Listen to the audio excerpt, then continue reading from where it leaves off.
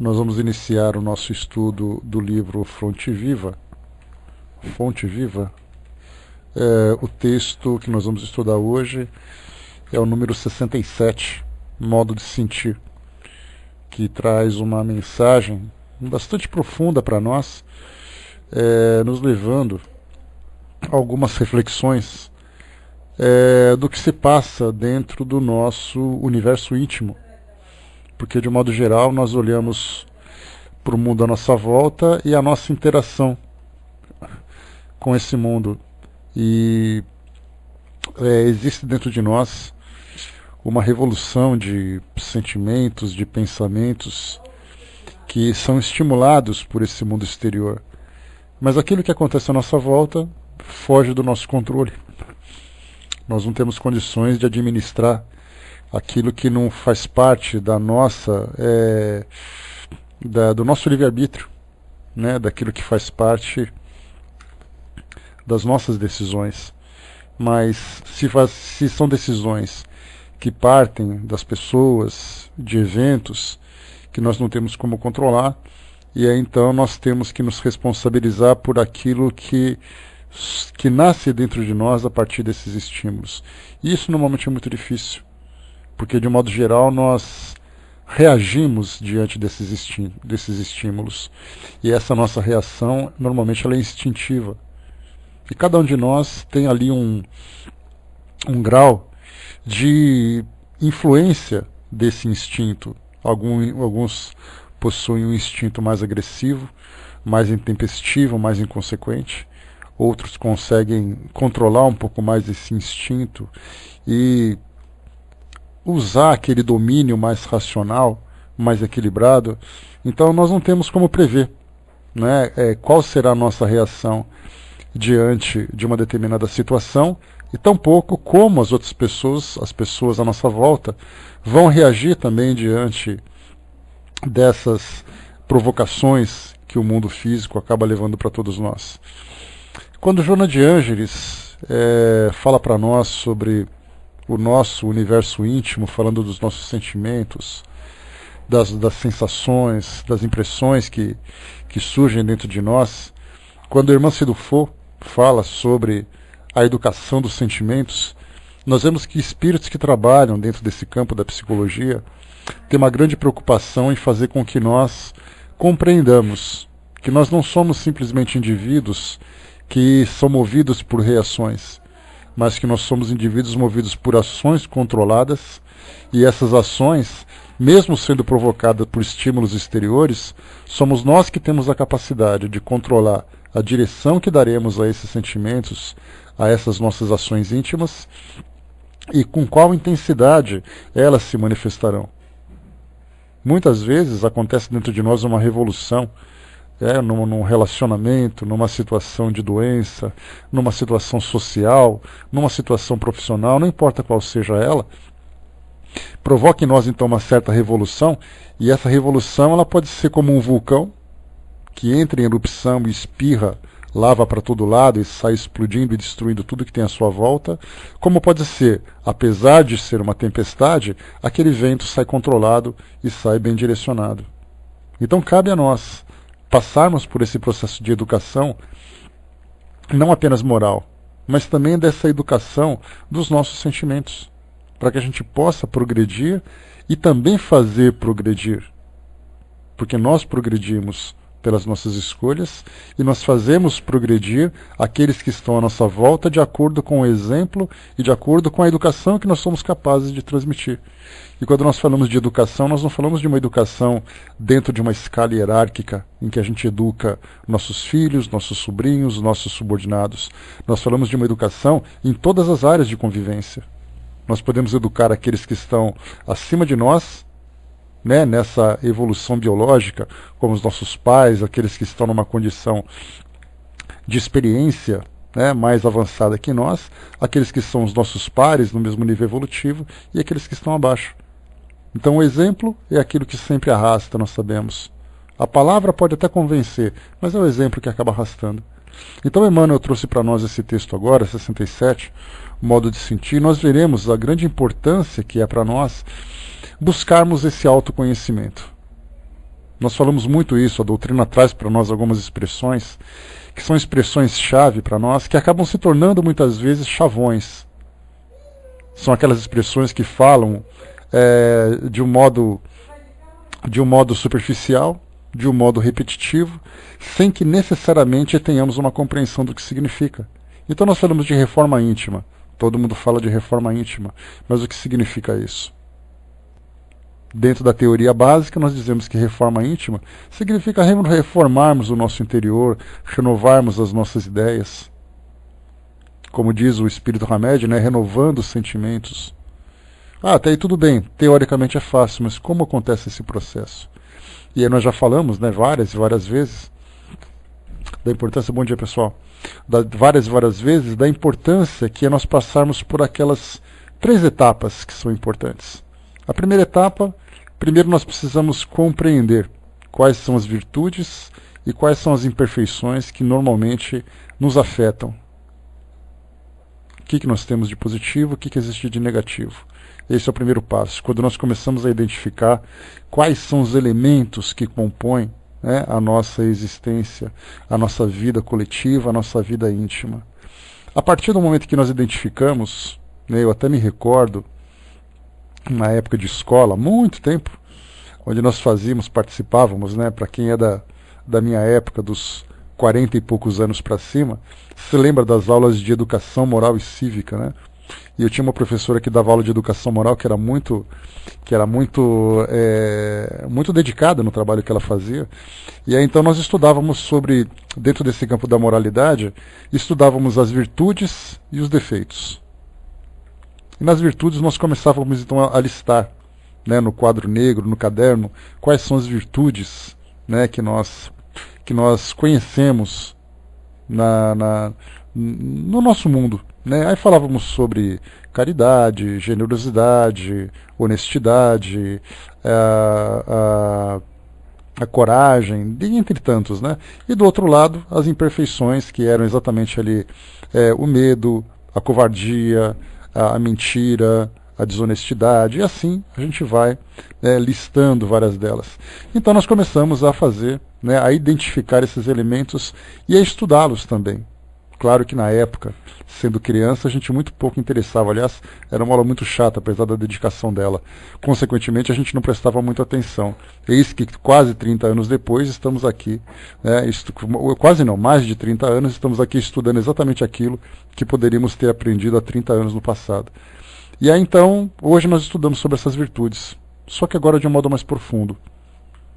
Começamos a pegar, por exemplo, uma grande referência que é para nós o Evangelho. Começamos a estudar os ensinamentos que Jesus trouxe para nós através das suas ações, através das suas parábolas, dos seus esclarecimentos. Passamos um pouco mais e vamos através dos estudos espíritas, onde os espíritos não mais utilizam parábolas, mas eles falam claramente aquilo que Jesus trouxe na época, falando numa linguagem mais figurada, numa linguagem mais simples. E então estamos conhecendo quais são essas virtudes e quais são essas imperfeições. Esse é o grande primeiro passo que nós damos. O segundo passo é começarmos a buscar dentro de nós o que existe, né, dessas virtudes e desse defeito dentro de nós. O que eu tenho de positivo, o que eu tenho de negativo. Porque primeiro eu identifiquei os elementos. Agora eu preciso saber se esses elementos existem dentro de mim. Começo a fazer uma varredura dentro da minha personalidade, no meu caráter, nas várias situações, porque nós queremos fazer o bem. Mas não significa necessariamente que nós consigamos fazê-lo diante das circunstâncias que acontecem. Uma pessoa nunca vai demonstrar agressividade até que ela seja provocada numa situação em que ela perde o controle. Uma pessoa nunca vai provocar um ato de desonestidade até que a oportunidade, né, como diz o velho ditado, né, a oportunidade faz o ladrão. Então ele nunca fez nada, de repente aquela coisa está lhe dando mole, ele não resiste, acaba depois se entregando a essa fraqueza. Então começamos a identificar dentro de nós o que é positivo e o que é negativo. A partir desse momento em que nós identificamos, instantaneamente já começa o processo de renovação. Eu já sei o que existe de positivo, começo a trabalhar pelo fortalecimento desses elementos. E quando eu identifico aquilo que é negativo, já começo a trabalhar de uma forma mais intensa para me depurar desses elementos. Então vemos que esse processo natural, Primeiro, eu identifico o que é certo e o que é errado. Segundo, o que tem certo e errado dentro de mim. E o terceiro, depois, trabalhar para essa transformação. Isso tudo, então, faz parte desse renovando atitudes, faz parte dessa reforma íntima, faz parte de educar os meus sentimentos. Todas essas expressões que nós vemos dentro da doutrina. Porque os espíritos procuram trazer para nós um currículo de estudo, de um currículo para nós, para estimular a nossa evolução, promovendo os nossos relacionamentos, promovendo o nosso conhecimento, promovendo o nosso progresso intelectual e promovendo também essa nossa transformação interior. Então, eis aqui mais um texto nos levando a essas reflexões, nos levando a esse entendimento e a partir daí então o trabalho individual de cada um de nós. O Nando colocou ali para cima, creio que isso seja uma das principais funções do Espiritismo, conduzir as pessoas à reforma íntima. A gente pode dizer, Nando, que quando você fala sobre a doutrina espírita, ela mostra para nós, como a própria definição que Kardec traz, o Espiritismo ele tem a função de nos mostrar quais são as nossas origens, quais serão os nossos destinos, falar sobre o mundo físico, o mundo espiritual e a interação que existe entre esses dois mundos. Mas quando nós pensamos assim, bom, então quer dizer que o Espiritismo serve apenas para te dizer que o mundo espiritual existe? Quer dizer que apenas diz de onde você veio e para onde você vai? Nada mais do que isso? Aí então a gente começa a estudar e começa a se aprofundar. E começa a compreender que muito mais do que dizer para onde você vai, ele começa a te explicar como você vai. E isso é muito mais importante para nós, porque não importa para onde você vai, se você vai de um modo desequilibrado, você vai sofrer. E aí então todos aqueles depoimentos que Kardec colheu, todos aqueles exemplos que foram apresentados para nós, mostram a condição de indivíduos. Pode perceber que não importa onde ele está, mas como ele está. Essa condição desses indivíduos a partir do modo de vida que ele teve quando estava encarnado. E aí então a gente começa a fazer um trabalho já de transformação agora para começarmos a fazer um planejamento no nosso futuro. Então a doutrina espírita, sem dúvida nenhuma, é uma doutrina moralizadora, tendo em vista a nossa realidade espiritual. Então são dois pontos que estão diretamente ligados.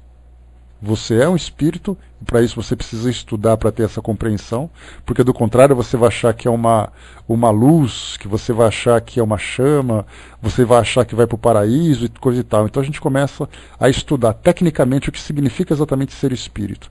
E a partir do momento que você se entende como espírito, a pergunta é como você vai conseguir viver como um espírito. E esse como viver significa que você é um espírito imortal e você vai galgando todas essas etapas evolutivas, depurando a sua personalidade. Se você mantiver uma personalidade rígida, uma personalidade endurecida, dentro do seu egoísmo, dentro da sua limitação de valores, significa que você vai passar todas essas etapas tropeçando, sofrendo e se angustiando. E necessitando, pior ainda, de processos educativos extremamente dolorosos. Como são os casos, por exemplo, de relacionamentos problemáticos, de condição de saúde difícil, de uma condição social problemática também. Então, na verdade, quando nós começamos a nos afinar com essas leis universais que regem o nosso mundo, nós começamos então a evitar essas dores educativas que, infelizmente, para nós ainda são necessárias. Alguns de nós vivenciamos dores extremamente profundas. Outros são dores um pouco mais leves, mais superficiais, porque já conseguiram alcançar esse equilíbrio. Então, na verdade, esse processo educativo que a doutrina espírita nos proporciona é exatamente fazer com que nós nos aproximemos cada vez mais dessa lei natural, desse caminho legal que nós devemos seguir, e quanto mais na linha nós estivermos, menor será o nosso sofrimento. Porque nós temos aquela ideia da punição ainda. Se você não fizer a coisa certa, você vai ser castigado. E na verdade não existe castigo. O que existe na verdade são desvios. E esses desvios que provocam em nós essas dores. Mas quando nós retomamos ao caminho original, aí então nós conseguimos caminhar com todo o equilíbrio e com toda a objetividade também. Então esse autoconhecimento que nós vamos buscando a partir desses estudos, fazendo essa autoanálise, algumas vezes é fácil, né, para certas pessoas fazer uma autoanálise e promover essa sua transformação com toda a naturalidade. Porém, a maioria de nós ainda sofre com isso, exatamente porque não temos ainda essa coragem de buscar dentro de nós essa nossa identidade que se encontra oculta e trabalhar para transformá-la quando for necessário, que naturalmente sempre será necessário. Então nós precisamos de ajuda exterior. É aí então que chega para nós todos os meios, né, que o mundo espiritual nos oferece, sejam os meios que a ciência terrena pode nos apresentar, sejam aqueles meios em que através das religiões e através das escolas religiosas e filosóficas também nos trazem esse esclarecimento. Então nós percebemos que essa nossa afinação com essas leis naturais, ela faz parte de um processo educativo, a que todos nós estamos sendo submetidos nesse momento, então, mas que cada um, dentro da sua própria velocidade, dentro da sua própria intensidade, começa a se transformar. Porque nós não podemos simplesmente arrastar as pessoas para que elas se transformem na hora, né? Deixa eu ver aqui, já falo, Décio. Né? Nós não podemos arrastar as pessoas para que elas se transformem naquilo que elas não conseguem ser.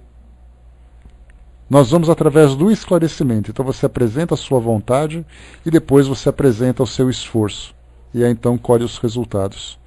O Décio colocou aqui para a gente poder fazer uma repetição que não há castigo, mas há desvios, né? Exatamente porque quando existe essa lei natural, que é aquele caminho por onde nós temos que percorrer, e nós nos desviamos dele, existe uma força que nós desconhecemos, que é exatamente a lei de causa e efeito, que nós conhecemos na teoria, mas não conseguimos compreender na prática exatamente como ela age.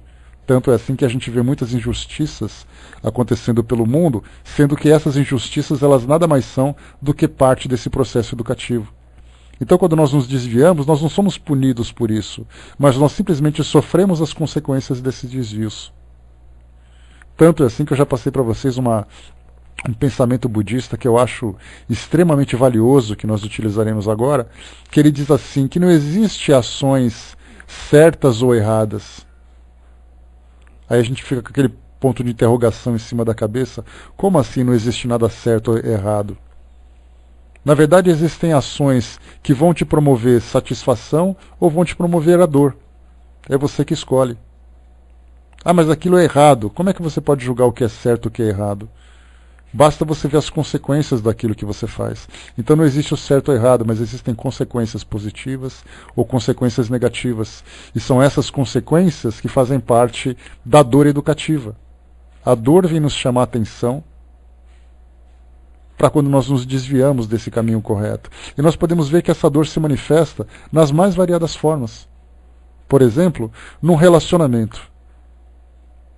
Estou apaixonado profundamente por aquela garota, por aquela pessoa, e aí então no nosso relacionamento começa a se tornar aquela coisa meio ciumenta, meio possessiva, e eu começo a sofrer por isso. Percebo que aquela relação que poderia me proporcionar felicidade me torna infeliz. Então eu começo a pensar, mas espera aí, eu não estou sendo infeliz simplesmente pelo fato de estar sendo infeliz. Essa infelicidade me vem como uma consequência. Eu preciso então identificar o porquê de existir essa consequência. O que nós estamos fazendo de errado para que isso gere essa consequência? Ou a pessoa com quem eu me relaciono não se comporta adequadamente, eu não falo de infidelidade, eu falo muitas vezes por indiferença, por agressividade, por um comportamento que poderia ser diferente, e consequentemente isso provoca em mim uma reação que vai me fazer infeliz e a ela também infeliz. Então nós vemos que aqueles casais perfeitos, a gente pega aqui nesse caso, né, o exemplo de relacionamento, mas a gente poderia pegar qualquer outro tipo de situação. Mas a gente pega, por exemplo, aqueles casais que formam o par perfeito e vão sendo felizes por toda a eternidade. E a pergunta é, como é que eles conseguem ser felizes? E a maioria das pessoas, a esmagadora maioria das pessoas não consegue. Simplesmente porque eles conseguem fazer a coisa certa. o modo como eles sentem, o modo como se relacionam, o modo como se doam, o modo como solicitam. Não cobram, solicitam.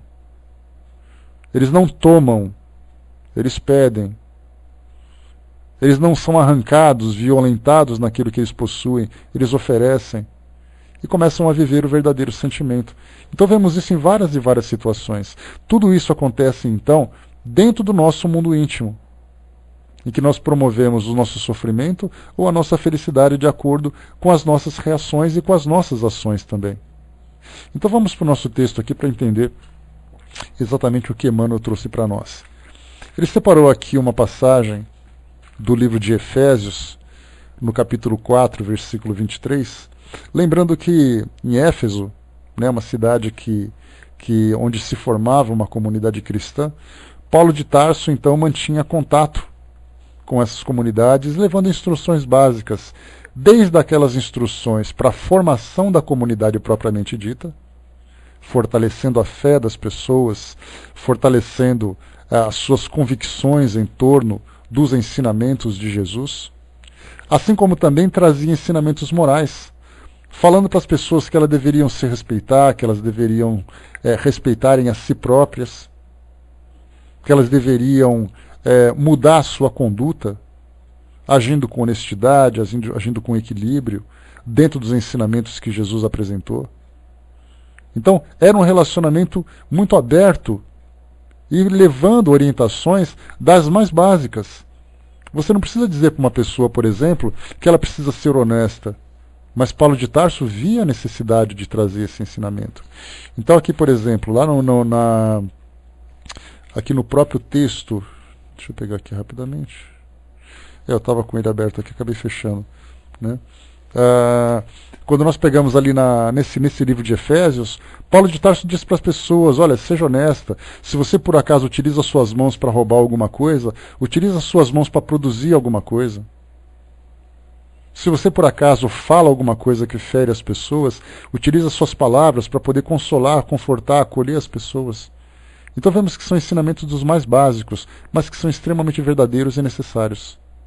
Roberta colocou, né, estou relendo o Atos dos Apóstolos, junto com o livro Paulo e Estevão. São dois livros, Roberta, que são bastante profundos. E nós temos sempre que tentar extrair dessas obras essa parte moral.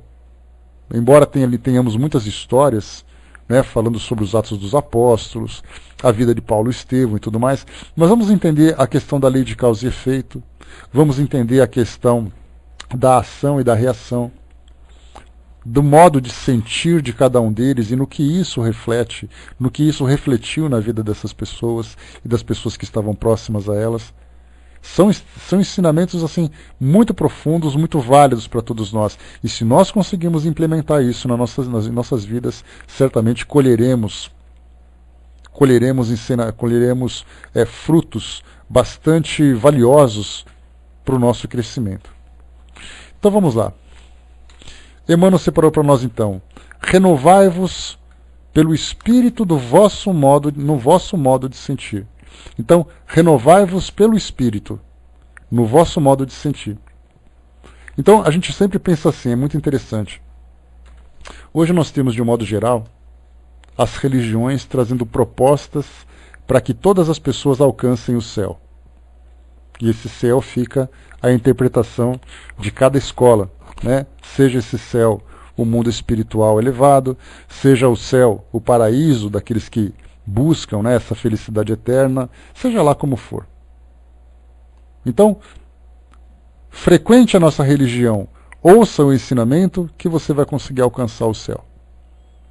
Aqueles que conseguem de fato transmitir o ensinamento, vai dizer assim, aqui, frequentando esse nosso encontro, nós vamos conseguir conversar e compreender exatamente esses valores e a aplicação desses valores na nossa vida pessoal, na nossa vida íntima. E a partir dessa transformação, eu vou conseguir alcançar o céu individualmente.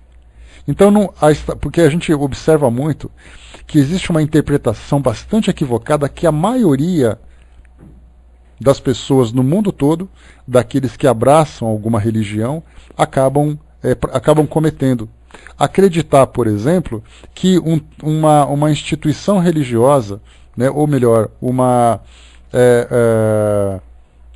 edificação onde se pratica uma religião, seja ela uma igreja, um templo, uma sinagoga, uma mesquita, um centro espírita, um terreiro de umbanda, não importa onde seja. Imaginamos que esses lugares são estações de trem, são aeroportos, onde as pessoas precisam estar ali para poder embarcar para outro lugar. E esse lugar, naturalmente, é o destino mais feliz. Então, assim, você precisa estar aqui para você ir para o céu, como se ali fosse um entreposto, um local de passagem onde você vai embarcar para esse lugar. E daí as pessoas ficam desesperadas, frequentando todos os dias, todas as semanas, esses ambientes, acreditando que a presença dela ali vai fazer a diferença. Sendo que, na verdade, a presença dela ali serve para que ela se esclareça, porque é lá fora que ela vai de fato demonstrar essa transformação. O fato de eu frequentar um ambiente ou não frequentar um ambiente é uma questão de preferência, de gosto e de oportunidade. Mas não é a minha presença que vai fazer essa diferença. Porque eu posso não frequentar, mas no meu dia a dia, através dessa minha transformação, eu consigo então promover a minha elevação, que naturalmente já vai me dar aquele passaporte tão desejado para alcançar esse mundo espiritual superior. Então não é a presença, a quantidade de carimbos que eu vou receber, mas é a quantidade de obras que eu consegui realizar dentro da minha vida pessoal, em qualquer ambiente onde eu esteja. Dentro de casa, fora de casa, no trabalho, no estudo, no ambiente religioso, em qualquer lugar. São essas minhas ações que vão fazer a diferença. E quando essas religiões conseguem transmitir essa ideia, que é muito bom estar com vocês aqui, é muito bom conviver com vocês nesse ambiente, mas quando vocês saírem daquela porta, é ali que vocês vão ter que começar a trabalhar. Esse é o principal ponto. Aí vão dizer assim, mas quer dizer então que eu não preciso mais frequentar? Se você acha que é autossuficiente para poder aprender sozinho, se renovar sozinho e aplicar isso sozinho, então você tem total liberdade para isso. Mas se você acha que fica muito mais fácil compartilhar sua experiência de vida com pessoas que têm o mesmo objetivo, melhor ainda. O fato de nós estarmos aqui hoje, conversando sobre tudo isso, significa que vocês estarem aqui hoje, nesse nosso ambiente, embora virtual, estarem aqui hoje, vai ser o suficiente para vocês alcançarem o mundo espiritual superior? Se for só isso, ótimo. E se vocês não quiserem mais participar de nenhum tipo de encontro, ótimo também, desde que você consiga promover isso dentro de si mesmo. Eu acho muito mais fácil quando nós conseguimos compartilhar essas nossas ideias. Quando nós conseguimos ver pessoas que nos estimulam também ao mesmo crescimento, pessoas que dividem as mesmas experiências, dividem os mesmos conhecimentos. E assim a gente vai somando esforços para que todos alcancem esse mesmo propósito, sem alimentar aquela competitividade, aquela individualidade, como nós vemos hoje, infelizmente, é assim. O importante é você estar aqui. Se você está aqui, está ótimo. Quem não quiser estar aqui, então é problema dele. A gente acaba simplesmente alimentando o nosso individualismo, acreditando que eu sozinho sou capaz de fazer uma grande transformação. Só que eu posso me transformar, mas esse meu individualismo, esse meu egoísmo, vai me trazer aquela ilusão de que eu estou alimentando a minha fé, mas ao mesmo tempo estou violando a principal lei universal que estimula o amor dentro de nós, que é exatamente o sentimento de caridade e de fraternidade. Então aquele sentimento individualista, na verdade, ele me isola, ele não me promove. É o sentimento de fraternidade que faz isso. E é isso que eu preciso simplesmente trabalhar no meu cotidiano, trabalhar no meu dia a dia, começando dentro da minha casa, que é onde eu tenho os relacionamentos mais íntimos, que normalmente são os mais difíceis, e expandir isso para todos os meus círculos de ação. O Brás colocou, vai às vezes para desencargo de consciência. Olha, Brás, eu acho que isso é muito real, porque é ali essa ideia de que ali você vai ser perdoado, de que o fato de você seguir simplesmente já é o suficiente, de você acreditar, de você ler. A gente aprendeu muito isso na nossa educação do dia a dia, que basta você cumprir um ritual que isso já é o suficiente para você purificar a sua alma. A doutrina veio tirar a gente desse estado de infância e dizer para nós assim: é a cada um segundo as suas obras. Segundo as suas obras, não segundo os rituais que ela pratica. Então a maioria, sem dúvida, vai para esse lugar em busca de uma depuração, sem perceber que a verdadeira depuração começa dentro dela própria através da transformação que ela promove. Né? Roberta colocou, né, interessante isso, né? Estou estudando o Novo Testamento e estávamos lendo há algumas semanas Mateus capítulo 3 e descobri que em grego a palavra arrependimento significa mudança de comportamento e em hebraico bíblico também, diferente do só frequentar sem parar, né, mas sem se transformar efetivamente. É a mesma coisa que o Brás colocou também, né, Roberta? A gente vê muito isso. Aquela ideia de que a igreja, o templo, o centro espírita é um terreno sagrado. E você estar presente naquele terreno sagrado, você vai ser contaminado por essas vibrações e vai ser depurado. Não é isso, não. Ali você vai se reabastecer, mas é através da luta do dia a dia que você vai conseguir demonstrar de fato se aquele aprendizado fez alguma diferença ou não. Por isso que a doutrina, como eu falei para vocês, ela talvez seja a filosofia espiritualista, ou a religião, se preferirem, é mais difícil que se tem de seguir, de praticar, vamos dizer assim. Eu não gosto de dizer seguir uma religião, mas você pratica a religião. Porque seguir é fácil, seguir é só você cumprir a agenda. Segunda-feira eu tenho estudo tal hora, quarta-feira eu tenho participação em tal hora, quinta-feira eu tenho que ler tal hora, isso é agenda. E isso é você seguir uma religião. Quando você pratica uma religião, você pega todos os preceitos que ela traz, os preceitos morais, os preceitos doutrinários que ela apresenta, e você aplica isso. Então a doutrina é muito difícil de ser seguida porque nós começamos a sair daquele comportamento fácil de imaginar que nós temos uma liderança que vai conduzir as nossas almas para a salvação, que nós temos os rituais que vai nos aproximar do mundo espiritual, porque essa é uma grande ilusão. Você pratica aquele ritual e você se aproxima de Deus. Você se aproxima de Deus em silêncio. Não é através de demonstração exterior. A demonstração exterior é uma necessidade que todos nós temos, de usar aquela expressão que eu sempre falo para vocês, de nós exteriorizarmos a nossa fé. Eu me visto dessa forma, eu carrego aquele símbolo, eu me posto dessa forma. Isso tudo é exteriorização. E Deus não está preocupado com o que a gente faz do nosso exterior. Deus se conecta conosco por aquilo que nós trazemos dentro de nós. Então eu, isolado, em silêncio, posso estar muito mais íntimo de Deus do que fazendo um estardalhaço num templo junto com outras pessoas. Por isso a doutrina começa a fazer brotar de dentro de nós a verdadeira conexão com o mundo espiritual. E não fazer o contrário, é de fora para dentro que você se conecta, não, é de dentro para fora. O Armando colocou para nós, né, nesses programas evangélicos, né, o fiel perguntou ao pastor se ele, por não estar frequentando nenhuma igreja, poderia dar o dízimo para uma instituição de caridade. A resposta do pastor: não, pois o dízimo tem que ser inerente, integre na casa de Deus. Né? São essas manifestações exteriores que a gente acaba vendo. E muitas vezes a gente fala, por exemplo, de dízimos numa igreja evangélica, mas você pode falar, por exemplo, de uma contribuição no centro espírita, que é a mesma coisa.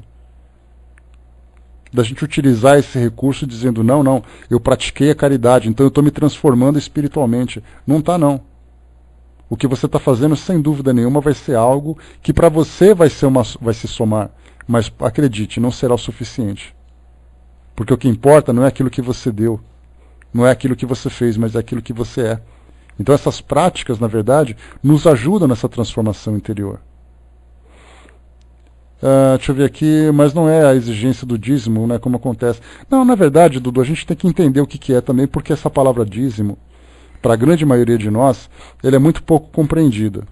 E ela é recheada de preconceitos.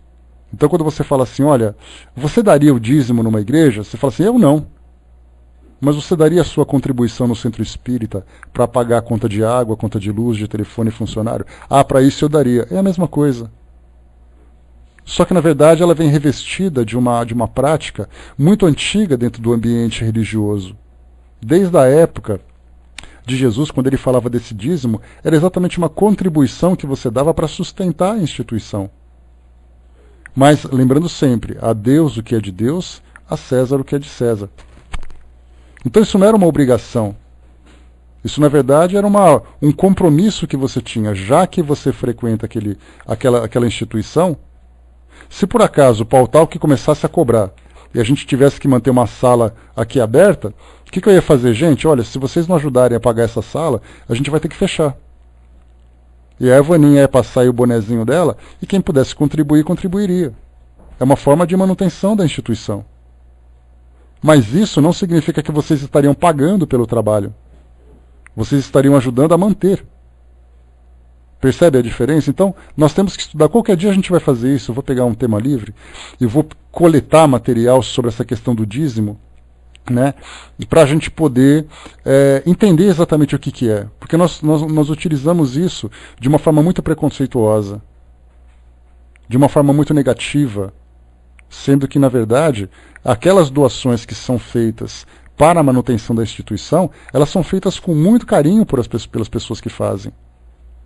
E, infelizmente, nós vemos também o abuso por pessoas que também utilizam disso, e nós já tivemos desvio de dinheiro também dentro de centros espíritas. Nós já conhecemos essas histórias. Então não vamos condenar pastores que fazem isso, porque nós estamos falando de pessoas. E essas pessoas podem estar dentro de centros espíritas, dentro de igrejas evangélicas, dentro de igreja católica, onde quer que seja. Então, quando se fala em dinheiro, é um problema. E frequentar e lidar com dinheiro, com o caráter vulnerável que nós temos ainda, é muito problemático. A Roberta colocou lá em cima para nós. Antes disso, né, o dízimo tem a ver com o denário, né, que os hebreus pagavam a Roma para dizer que aceitavam o imperador como senhor da terra, né? Então, já virou até uma questão política além disso. Qualquer dia a gente vai falar um pouquinho sobre essa questão. O Dudu colocou lá em cima, né, contribuir se contribui, né, mas a maioria das igrejas evangélicas colocam um saquinho da colheita e anotam, né, os que dão dízimo, diferente de quem dá, de quem pode, tem na hora, né. É uma questão de prática, né, Dudu? Eu também já passei por alguns constrangimentos a esse respeito, né, então é uma questão de forma de lidar com isso, né? Cada grupo, cada administrador tem que saber ser discreto nesse ponto, né? Mas aí já não é da nossa conta e a gente tem que fazer a nossa parte bem feita. A Rô lembrou ali, né, que o livro Convivência na Casa Espírita fala sobre esse assunto e deve ser falado mesmo. Kardec falava sobre isso.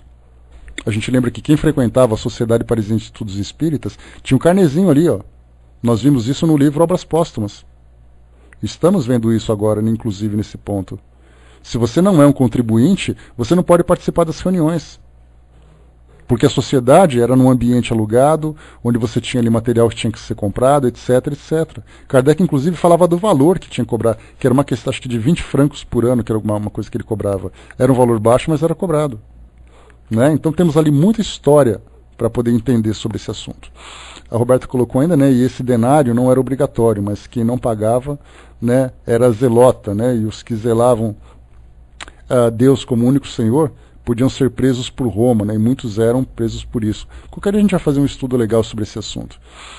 O Armando colocou, né, que não vejo certo é o pastor dizer que ele não poderia dar o dinheiro a uma instituição de caridade. A meu ver, ele estaria ajudando mais, pois a igreja há muitas ovelhas, né? O que a gente lembra também, Armando, é que tem muitas igrejas, né, que não cabe a nós, né, fazer crítica aqui sobre igreja, cada um administra do jeito que quer, mas muitas dessas igrejas, elas têm muitas obras sociais, né? Então, assim, tem creches, tem asilos, tem missões que são direcionadas. Nós falamos isso naturalmente, todas daquelas que são bem feitas, bem organizadas, que são feitas de boa fé e tudo mais, né? Então, são muitas ações que são feitas. Quando nós pegamos, por exemplo, à noite, grupos evangélicos que saem para acolher moradores de rua, para levar o alimento, como nós fazemos também dentro da doutrina espírita, né? Então, temos assim vários trabalhos que são feitos nesse sentido e que precisam dessa manutenção. Então temos que ter bastante cuidado nesse ponto. Mas vamos lá, pessoal. A gente acabou nem lendo aqui o nosso texto. Vamos a ele, então, que a gente tem conversado bastante sobre esse ponto. Então, o modo de sentir, para a gente poder aqui direcionar, né, o nosso estudo. Emmanuel diz o seguinte: há muitos séculos o homem raciocina, obediente a regras quase inalteradas, comparando fatores externos segundo velhos processos de observação. Rege a vida física com grandes mudanças no setor das operações orgânicas fundamentais e maneja a palavra como quem usa os elementos indispensáveis a determinada construção de pedra, terra e cal. Nos círculos da natureza externa em si, as modificações em qualquer aspecto são mínimas, exceção feita ao progresso avançado das técnicas da ciência e da indústria. Então, até aqui, o Emmanuel chamou a atenção para tudo aquilo que acontece à nossa volta, o nosso intelecto, as nossas atitudes, para mudar o mundo à nossa volta, seja na forma de administrarmos o nosso mundo, no nosso sistema político, econômico, educacional, através da nossa ciência, através da nossa indústria. Tudo isso é transformado através das nossas ações. No sentimento, porém, as alterações são profundas. Nos povos realmente educados, ninguém se compraz com a escravidão dos semelhantes. Ninguém joga impunemente com a vida do próximo. E ninguém aplaude a crueldade sistemática e deliberada quanto antigamente. Através do coração, o ideal de humanidade vem sublimando a mente em todos os climas do planeta. O lar e a escola, o templo e o hospital, as instituições de previdência e beneficência são filhos da sensibilidade e não do cálculo. Um trabalhador poderá demonstrar altas características de inteligência e habilidade, mas se não possui devoção para com o serviço, será sempre um aparelho consciente de repetição, tanto quanto o estômago é máquina de digerir há milênios. Só pela renovação íntima progride a alma no rumo da vida aperfeiçoada. Antes do Cristo, milhares de homens e mulheres morreram na cruz. Entretanto, o madeiro do Mestre converteu-se em luz inextinguível pela qualidade de sentimento com que o crucificado se entregou ao sacrifício, influenciando a maneira de sentir das nações e dos séculos. Crescer em bondade e entendimento é estender a visão e santificar os objetivos da experiência comum.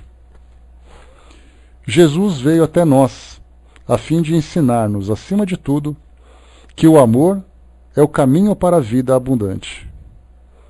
Vives sitiado pela dor, pela aflição, pela sombra ou pela enfermidade? Renova o teu modo de sentir, pelos padrões do Evangelho, e enxergarás o propósito divino da vida, atuando em todos os lugares, com justiça e misericórdia, sabedoria e entendimento. Então, analisarmos que tem até uma frase muito bacana que Joana de Ângeles passa para nós, que ela diz assim, que muitas vezes você não pode mudar aquilo que acontece no mundo exterior à sua volta, mas você pode tratá-la da melhor forma para que ela seja proveitosa, tratá-la com amor. E aí nós falamos em todas as situações daquilo que acontece, mais uma vez, nas nossas relações, na nossa condição social, na nossa condição de saúde, na nossa condição psicológica, em todos os ambientes. Então lembra sempre que o que acontece fora de nós, nós não temos controle. Mas o que acontece dentro de nós, sim. E é exatamente essa forma de agir que vai fazer a diferença e que vai nos ajudar nessa elevação. E por isso nós temos que trabalhar intensamente para educar os nossos sentimentos. No momento em que nós alteramos a voz para falar com alguém, principalmente da nossa relação íntima, nós provocamos uma lesão, uma mágoa. Por que você não sente mágoa de alguém que você não conhece? Você pode sentir raiva daquela pessoa. Mas quando é alguém próximo do seu coração, e essa pessoa te magoa, essa mágoa provoca em nós uma lesão que vai demorar muito para cicatrizar. E quando cicatrizar, vai deixar sua marca. E da mesma forma que nós somos magoados, nós também magoamos as pessoas. Então nós precisamos educar o nosso sentimento nas nossas expressões, nas nossas palavras, na forma como nós reagimos diante daquela situação. Porque muitas vezes as pessoas agem com desequilíbrio mas nós não sabemos o que se passa no seu mundo íntimo, para que ela haja daquela forma, e nem qual é o grau de conhecimento que ela possui para poder conter aquela explosão de sentimentos desequilibrados que ela, infelizmente, demonstrou. Mas nós nos conhecemos. Então ela pode agir daquela forma. Eu posso reagir de uma forma diferente. É aí que entra aquele grande ensinamento de Jesus, que diz para nós que nós devemos dar a outra face. Porque se alguém desequilibrado nos afeta e nós nos desequilibramos e atingimos da mesma forma, nós nos encontramos no mesmo nível evolutivo. E se nós ficamos estagnados nessa condição, significa que nós estamos deixando passar grandes oportunidades de crescimento aqui no nosso mundo.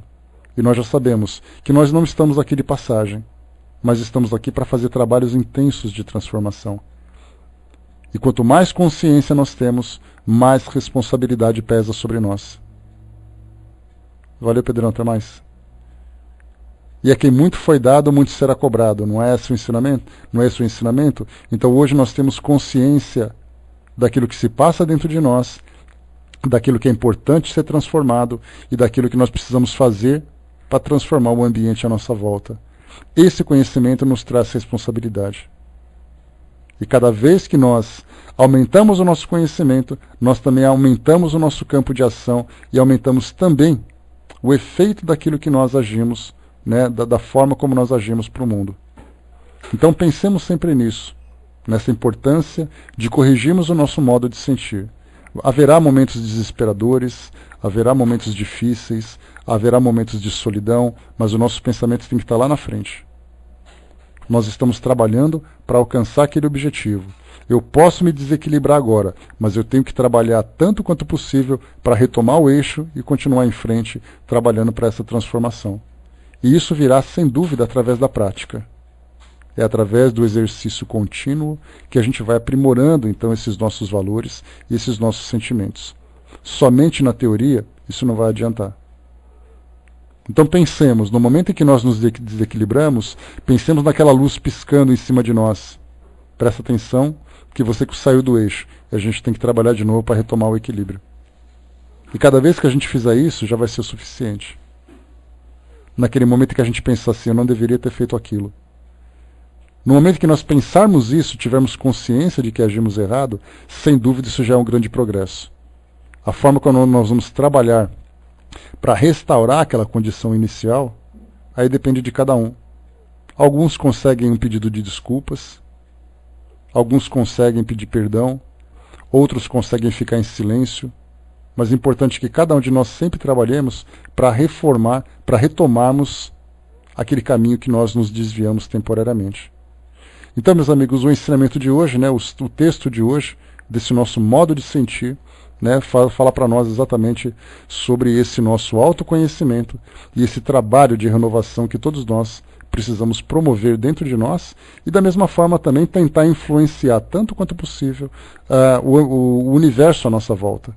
As pessoas que estão próximas a nós, as pessoas que convivem conosco, porque é através do nosso exemplo que elas vão conseguir se transformar. Tanto é assim que nós sabemos que se nós começarmos a agir de uma forma desequilibrada, machucando, gritando e xingando, nós seremos xingados de volta.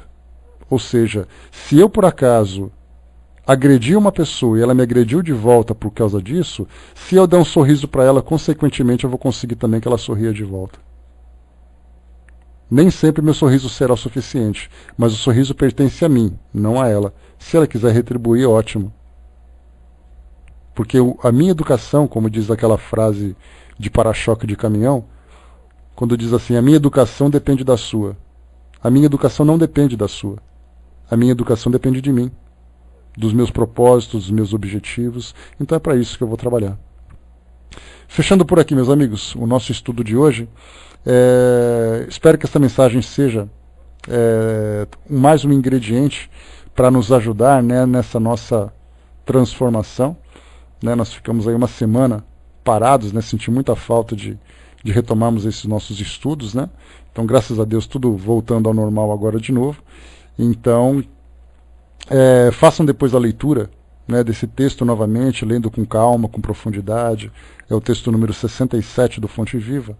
Então leia com calma, com tranquilidade, com profundidade, com reflexão. Começam a observar de que forma que esse texto pode se aplicar intimamente em cada um de vocês, é assim que eu procuro fazer. E a gente vai crescendo, vai agregando valores, vai agregando conhecimento para que sejam instrumentos para nos ajudar, né, nessa luta diária que nós empreendemos todos os dias, né, todos os momentos